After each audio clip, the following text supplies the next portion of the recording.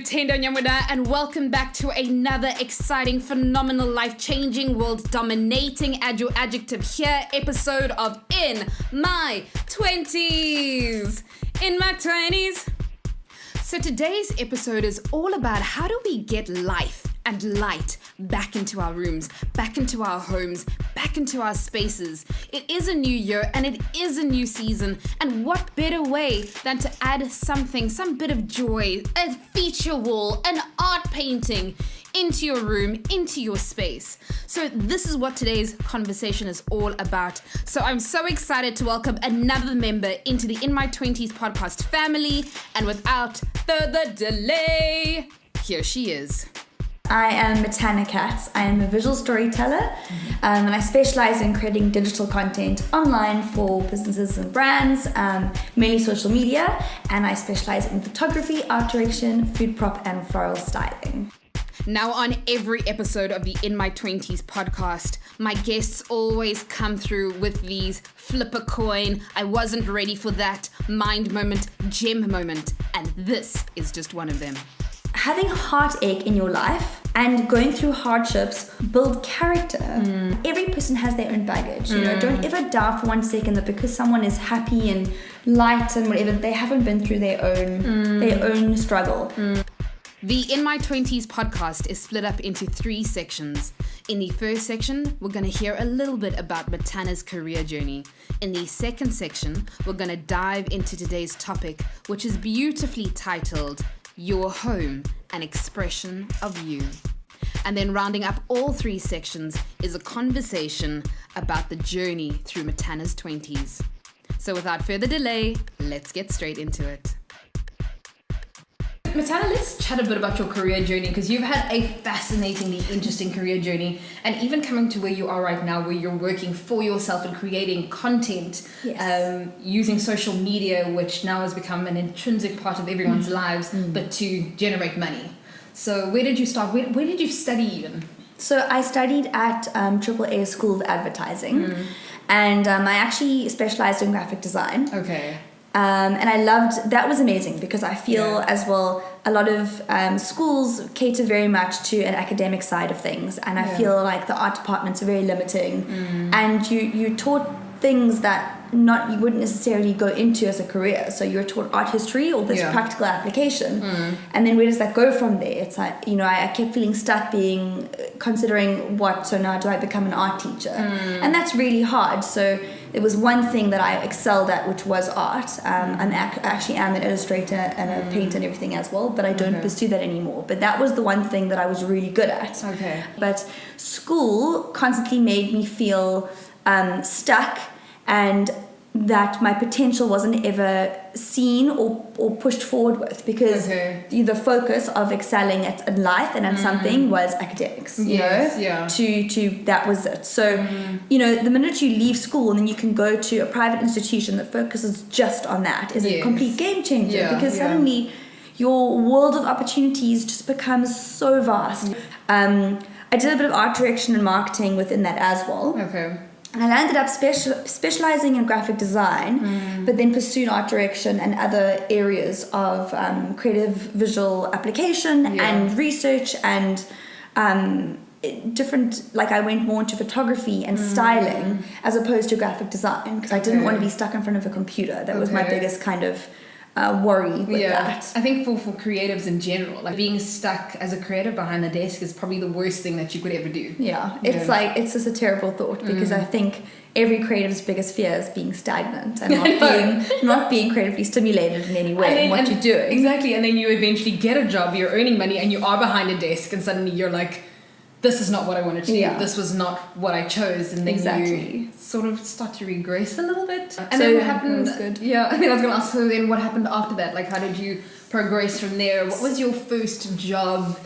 So I did tons of internships. I interned at Harvey South Africa Media. I was working in magazines. I was working for Earthchild, and during that time I was featured in a few magazines for different things. So I had a feature that went out in Ideas magazine for this like Queen of Hearts tea party that I did for my 21st, And I did and from that then I was featured in 17 magazine, and the producer of the Espresso show at the time, Paul van de Venter, he scouted me in 17 magazine and gave me a call. Yeah. So it was great. That's how I started, and I became the art director, and then I continued to do live TV work. And then after Espresso? After Espresso, I felt like for a point it was amazing experience. Obviously you grow so much, you learn so much, but it also gets to a point, and I think it's not just Espresso, it's any job. When you're working for a company, you do a lot of the same thing over and over again. Yeah. And there's only so many times you can reinvent yourself or think of a new way to do something. It gets to a point where you start feeling a bit creatively stagnant, and you need something else to push you forward so you can grow. And that's, I think, where I reached after 4 years. I just was doing a lot of the same thing over and over again. Okay. So I thought I really wanted something new. I wanted the opportunity to work overseas, and I was like, I am going to find a way to do this. And literally from the time I remember saying that to the time, and it's 6 months later, I was in New York. And New York is a place, I think, it's a place that people idolize, and life is very hard there. People that live in New York do not live an easy life. Okay. The way that we live in Cape Town, in South Africa, is an anomaly. In what sense is it? Oh my gosh, so this is a nice way to put it. There's pros and cons everywhere in the world where you live. You're always giving up something and gaining something else. Okay, whether it's an opportunity or maybe there's less crime overseas, whatever it may be. But the life you live in say Cape Town and Johannesburg and Durban, like in South Africa, it's the best quality of life that you can have with what you're currently earning and the way that you're living. That is what makes it so special. Wow, okay. You could never live like how we live here anywhere else in the world. Yeah, so I realized very quickly that New York was not the kind of life that I wanted to live and be in, even though it was, as I said, an amazing opportunity and experience. I learned so much, I grew so much, and I learned a lot about myself, which I think is very important. So I came back and I was feeling very lost. I'd actually also gone through quite an intense breakup of like a 7-year relationship while I was in New York, and that also took a big toll on me. So it was almost like starting from scratch. I had like left everything now behind me. I was moving forward, and I was like, I felt very lost, but there was also an excitement because I didn't know, for the first time ever, I didn't know what I was going to do. Okay. And I always know exactly what I want to do when I want to do it. Yeah. And I was doing a lot of creative projects with another friend of mine, and she's one of my best friends, Lisa Kuhn, and we just had such fun working together and spending time together and creating, and we were doing all these cool things, and we started doing that before I left for New York, and we kind of picked up again when I came back, and then we were both in between work, and it was like kind of the timing was perfect, and we just decided, well, let's just start our own business and take it from there. And we literally, like overnight, Ethereal Bound Journal was born, and we found there was a gap in the market for social media content creation. There were photographers still charging exorbitant prices. They weren't catering for something that was instant and online, that needed to obviously be more affordable. So we kind of developed new packages of photography and film that was just to be utilized on social media. Everyone is talking about like this year, it's a new year, new me. People are changing their hairstyles, their fashion, outlook on life, the way they express themselves. They just want to kind of flip the switch. And I kind of want to know how important it is in this journey to maybe looking at changing up things in your house. The way you live is so important. How you curate your space is very important. It's an integral part to your general morale. Your general morale.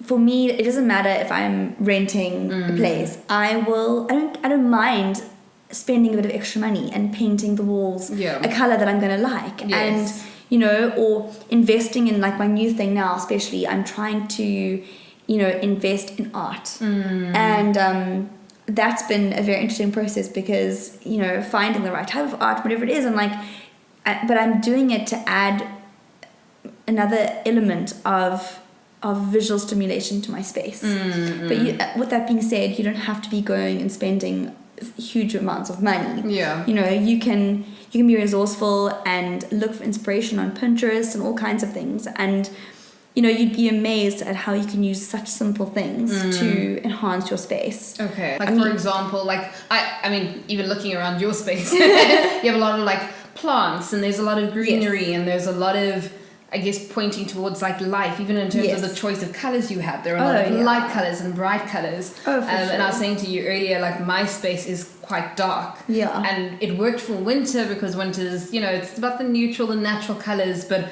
I'm actually starting to feel that it's a little bit weighty. Yeah. So color-wise, like, what colors or what, like, elements or features can you have? Oh, that's so hard. Because I also feel that it depends also on where you are and what chapter of your life you're at. So I remember when I moved to town for the first time, I was renting this apartment, and it was just beige. Everywhere was beige. Beige carpets, beige walls, and I hated it. And I was like, I want the most extreme, drastic change ever. From beige. and I went with like this Dulux, like really dark charcoal color.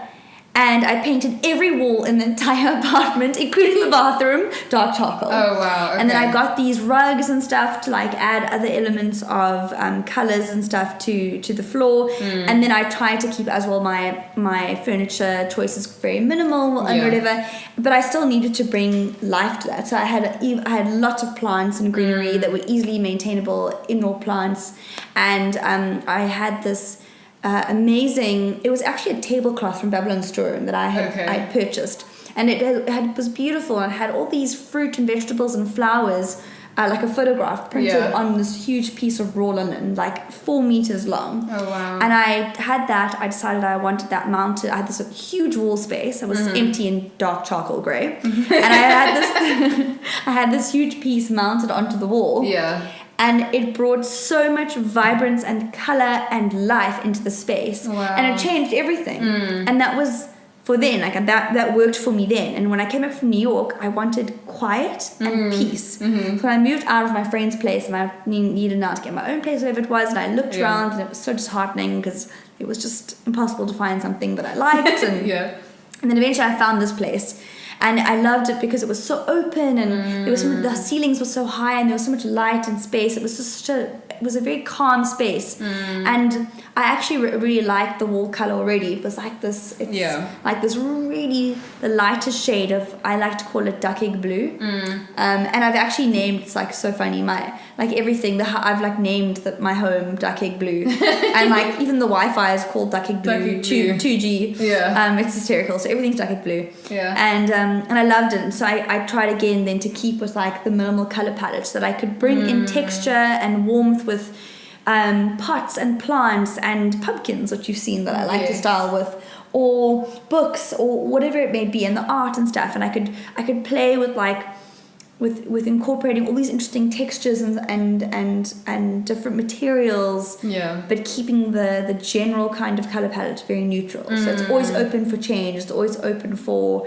development as I grow. But I don't know, maybe I'll move again in a year's time and I'll want something completely different. So I like to change as I grow. And I like to look at that as a stepping stone for whatever I'm kind of drawn to. In my process. And if I'm not mistaken, also with certain colors bring out certain moods or make you feel certain ways. Yeah, definitely. What colors, again, coming into a new season and a new year, you want to feel a little bit more uplifted and a little bit more lighter and kind of a little bit more happier. What colors would you say, but if you're thinking of bringing in artwork or a bowl or something that will add character to your place, what colors should you be looking at?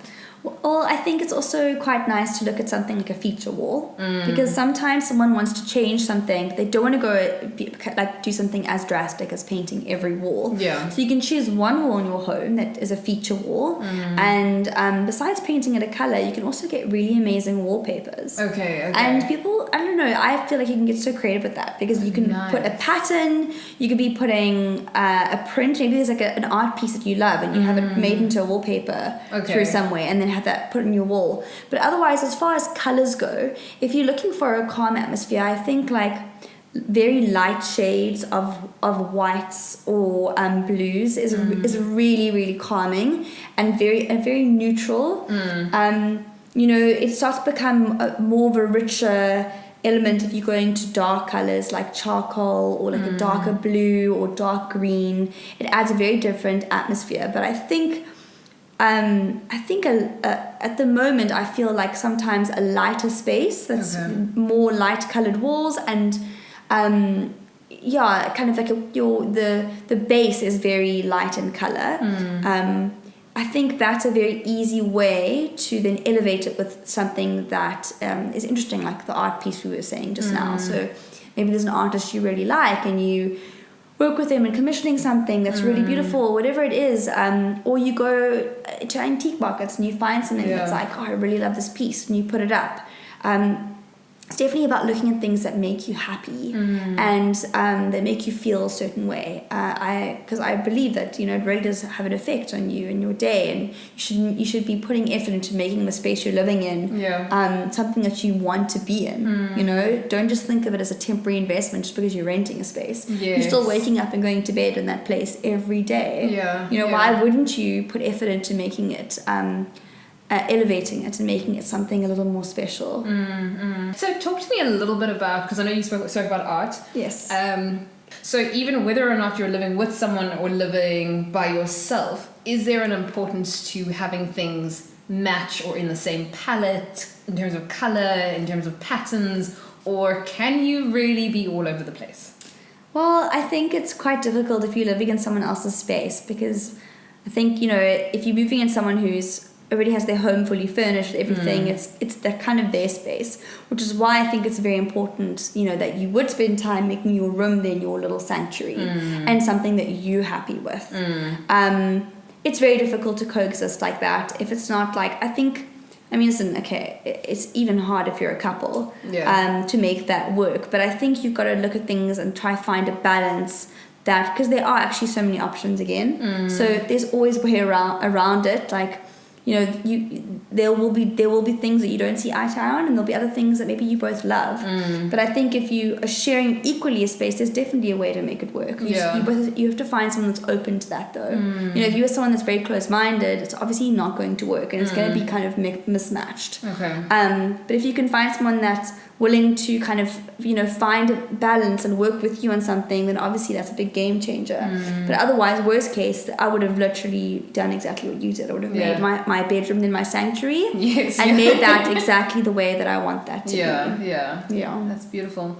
What are your absolute do's for someone who's like, I want to relook at my space, I want to bring some character, or I want to change it up subtly? What are your essential do's? So I think people also put pressure on themselves to, once you move into a space, that you have to have everything done, fully furnished, all within like the space of like a few months. And I think again that's a lot of pressure to put on yourself and your home. I think a home is something that's like a slow growth and a slow process. I try as much as I can to incorporate a very slow living way of life into what I do, which is easier said than done, because as you know, it gets crazy, especially this time of year that you're in, and everything just seems like it's going a million miles an hour. And you have to purposefully stop yourself and take a break and pause and make time to do things that are good for your mind and your body and your soul, whether it's going to a yoga class or reading a book. And I think that has a big comes into play with my space, because I then take that same kind of way of thinking into my home, and I allow it to. So I didn't have a couch for the first year. That's fine. I would find the right kind of couch that suited the space and worked for me then when that would happen. I would build on it slowly and rather get items that were maybe of a better quality, that were good investments, than just buying everything to fill a space. And I think, and if I look even now to how the space has changed from when it was, and I moved in I haven't actually unpacked my apartment that I packed away before I moved to New York. So this is everything that I've now accumulated since being back. So I literally moved into here with basically no furniture. And I was fine with that, and I was going to do it slowly. And over the last 3 years, it's the different elements have come into play, and there's been a shelf added, and the couch, and more chairs, and even behind me, because I've told you that this is my home studio too. So I salvaged some old metal shelf units that were from a factory, and I took those and had someone fix them up for me and spray paint them white, and then I've now have like a whole wall of like all my props, you know, so that it was like I could start having, and that needed time to all happen. It wasn't something that happened overnight. So I think taking away the pressure that your home has to be perfect, and it'll grow and develop as you grow. And I change things a lot. So, you know, I may have a few elements displayed in this way on this mantelpiece for the next few months, and then it'll change. And then I want the couch moved where this was, and I want that there. And then this art piece is now going to go to this side of the wall. And it literally just changes according to my mood, and I allow that to be okay and for it to be a process. And I think that's a great way to tackle your living space. It doesn't have to be perfect. It can change as much as you want it to change, and grow as much as you want it to grow, and that's okay. Okay. Hello. Hi, boy. And then what advice, I mean, from walking into other people's homes as well, as I'm sure you've seen, what are some of the things you walk into people's spaces and you go, oh, no, please don't do that, or you shouldn't do that, or you just want to give them that advice, but you don't because it's not your home. Oh, man. Listen, I don't think there's one right or wrong way. I don't think it's as black and white. I think every person has their own style and things that they like and that they dislike, and so it changes. But I think often, just like some kind of more general advice I could give is try not to overclutter. Okay. Accumulating stuff is a very dangerous thing for your mind. And I'm also guilty of it. Often I keep things, or I'm like, I just get too much, and then you don't realize how much of a toll that just takes on you. Getting rid of stuff is the most liberating thing ever. It's like purging for your soul. No joke. So I think that's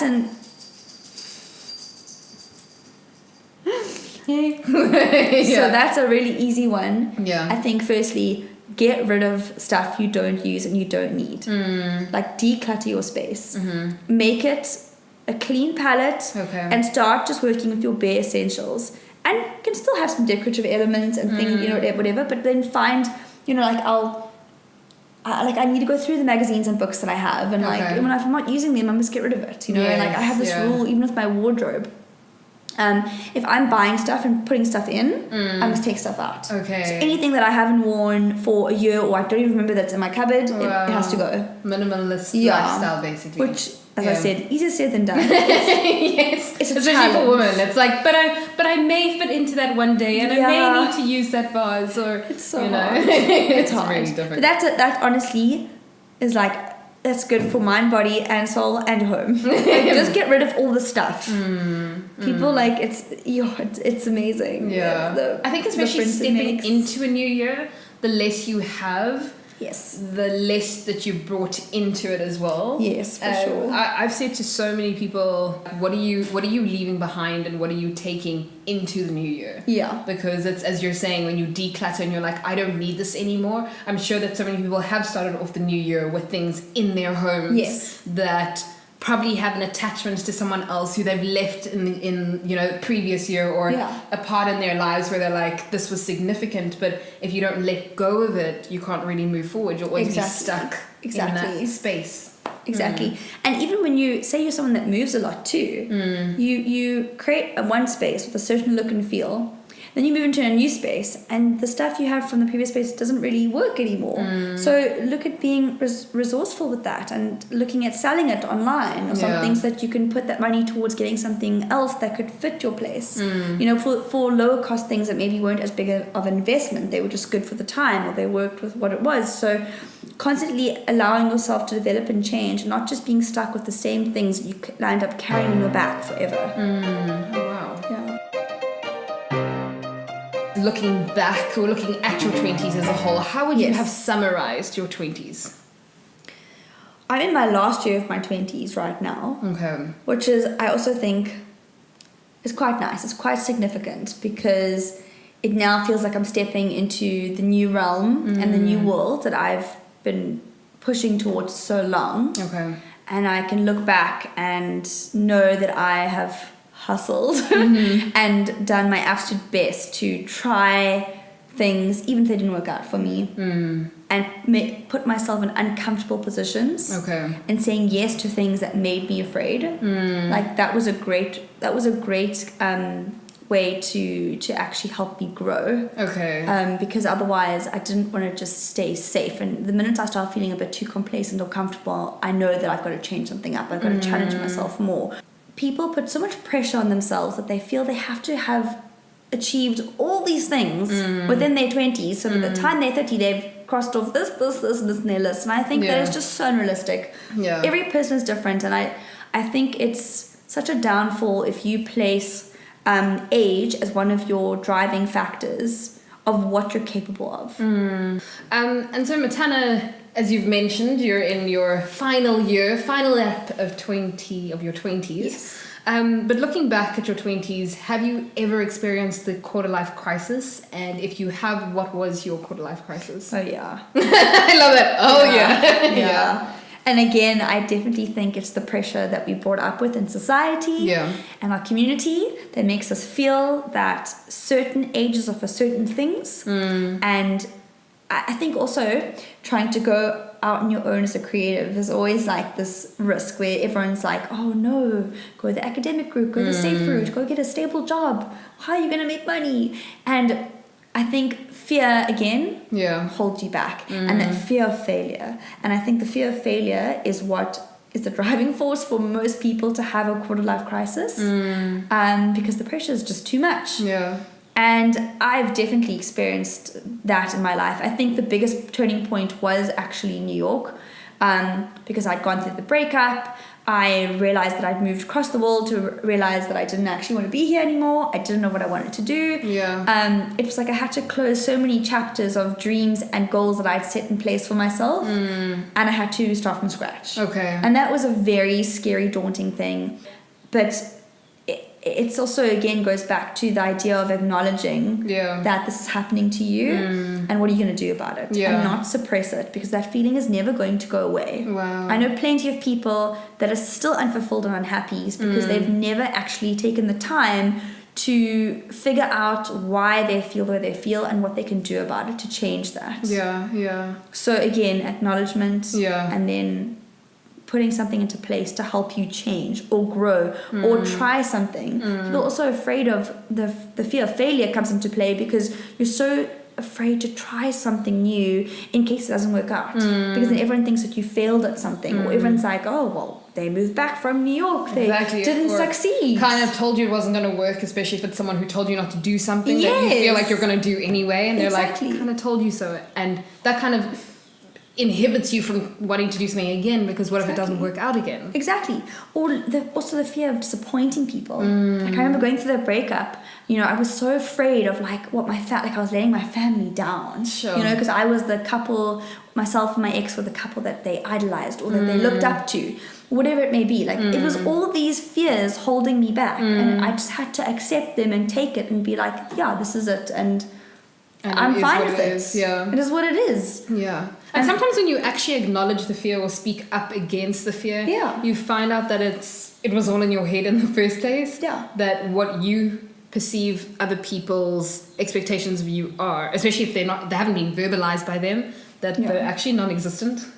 Or even better, you find out how many other people have the same fear as you. That you're not so alone, and you don't feel like a crazy person because you're like, am I you're afraid to say something because people will look down. No one else is going through stuff like this. But in our society, we're taught to hide our feelings and our emotions. I watched an interesting TED talk recently. I can't remember. She's really well known. I can't remember her name. But she does this whole talk on how... Is it Brene Brown, The Power of Vulnerability? Maybe. It was like all about how we're in society, we're taught that happy emotions are good and anger or sadness are bad bad emotions. Yes, I think that's the one. So that for me was just also so powerful, because I'm like, yes, that's exactly it. Why is it like, if you are sad, like we have these emotions for a reason, because we're supposed to have an outlet and feel those things, obviously not irresponsibly, but if you are sad and you just need to cry, you should just cry. Yeah. You know, if you are angry and I have this frustration, I need to go and book myself in a boxing class and just get it out. You Yes, know? yeah. Or maybe I just need to scream by myself in my car. I agree. Yeah. I don't know. It's just it's that also interests me, because I'm like, you're supposed to feel those things for a reason, and just because you're sad about something, it doesn't mean it's a failure. Sometimes it's about mourning something to let it go, so that you can have a new beginning for something else. Sure, that is key. That's a beautiful mind moment, as I like to call them, but that is beautiful. And I think going through that mourning process, is it's supposed to hurt. I think that's the other thing, is, as you're saying, those emotions that we kind of try and stay away from, you're supposed to feel like you're birthing something. You're supposed to feel like a moth that's going to become a butterfly, but you have to push through that cocoon to get out of it and, you know, become, did I say a moth that becomes a butterfly? Caterpillar. I knew what you meant. A caterpillar that's going to become a butterfly. You're supposed to break through it. And if you're pushing, it means you're also chiseling out, you're finding your strength, but also being molded and chiseling off the things that are not needed in your next season. Exactly. And I think having heartache in your life and going through hardships build character. You know, people don't want to sail through life having this perfect world and this everything perfect, and you know all those things that you go through in your life, and every person has their own baggage. You know, don't ever doubt for 1 second that because someone is happy and light and whatever, they haven't been through their own struggle. Every person has their own issues and their own hang-ups and whatever it is that makes them them. But those are the things that build character. How are you ever fully going to live if you're not fully feeling? And if you're fully feeling and loving and embracing life to the fullest, heartache and pain are part of those things. So they shouldn't be seen as negative things. They should be seen as part of your growth process. Not just that, but suddenly it also becomes your pain scale. Like, if I could go through that and that was so painful, gosh, well, this happened today and I can handle this, you know. It's not there, it's not this level of pain, so I can handle it. So suddenly it also shows you how tough you are and how resilient you are, how you can bounce back, and how much you can survive. Your mind is such a powerful thing, and it's incredible to look back. So for me, the heartache and pain and struggles that I've been through in my 20s, I can look back and go, wow, I really tried my best. I really lived my life, and I went through a lot of ups and downs, and I had my quarter life crisis, I had my heartache, I tried new things, I traveled to another country, I did all of those things that have obviously made me who I am now. And I wouldn't be who I am now if I didn't go through those struggles and those successes. It's just, everything has to come into play to mold you. And Matanna, lastly, what advice, and you've already given some incredible advice on this episode, I'm not gonna lie, but what advice would you have for the quintessential 20-something-year-old who's just at a point in their lives that it's the beginning of the year? What advice would you have for them to start off the year off on a good, strong footing? I think firstly, take time to figure out what it is that you love and what makes you happy. Whether that's working with people, or maybe it's photography or a hobby or nature, whatever it may be, start acknowledging the things that make you happy, and start thinking about purposeful ways to bring those elements of the things that make you happy into your life, so that you're purposeful about what you're choosing to bring in and what you're choosing to let go of. So, if being in nature makes you happy, join a hiking club, whatever it may be, or some sort of also like little challenges can also be quite rewarding. I just wanted something different, and I was exercising, and I often get very bored, and I wanted something else to challenge myself, and I joined a boot camp just for a month. It wasn't like, something I was training for a marathon for 4 months or something. It was like just a month long boot camp. And at the end of it, I felt really proud that I got through this really intense boot camp that really kicked my bum. And it was really hard, and there was times, it was in winter when I really didn't feel like going. At 6 in the afternoon, it was dark already and cold, And I think the last thing I felt like doing, but I went anyways. You know, like little things, and I felt so good afterwards. So little things like that are just gonna. So maybe that was a personal thing, and then something that was a more professional thing. You know, maybe is like, I would love to work with this brand. You know, so I took time and I thought, okay, how can I reach out? What can I do to get this brand's attention? You know, what can I do that I can make it an incentive for them to want to work with me? You know? So sometimes I'm very purposeful in the way that I tackle a client that I want. I won't just leave it up to chance. I don't believe in that. I believe in luck. I believe you make your own luck. So I'm like, okay, what am I going to do? Maybe I'm going to put together a really amazing pitch, or I'm going to put together a really amazing photo shoot. I'm going to incorporate their product and show them what I could do with their product. And then I'll tag it and tag them, you know, put it on social media, tag them, start getting their attention, start liking those photos. I start building a bit of a momentum. And then once I've like gotten their attention and I've shown a little bit of what I'm capable of, then I can feel confident going towards them and saying, listen, you know, I'd love to collaborate in some way, work together. I love your brand, I love your product, whatever it may be. Can we meet up and chat about it or do some things? So I think there's many avenues where you can actually have what you want in your life. You just need to be open to allowing that to come in and making the effort to make that happen. Matanna. Oh my goodness. I had no idea that you were such a wealth of knowledge and wisdom. I literally had my pen and paper out and I was writing as I was editing this episode of the podcast, because I was like, that is deep. That is what? Oh my goodness, yes. And one of the moments that stood out the most for me was when you spoke about the pain scale. And it's one of those like mind moment things. It's like you go through things. There's pain and pressure and all of these things that happen. But it's like, if you survived that, what else can you survive? Your threshold for pain increases. And it's like, oh my mind moment. So Matanna, thank you so much for coming on to today's show. Thank you so much for being on today's episode of In My 20s. So guys, for everyone else listening out there, please subscribe.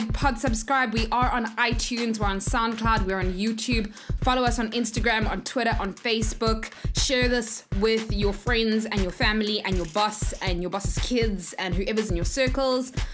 Your bays, your future bays, your almost bays. The bays don't know you exist yet. Totally kidding. That's weird and awkward for everyone right now. But I'm so excited. We look forward to seeing you same time, same place, right here on In My 20s. In my 20s, I'm in my 20s now. In my 20s, don't forget that I'm in my 20s.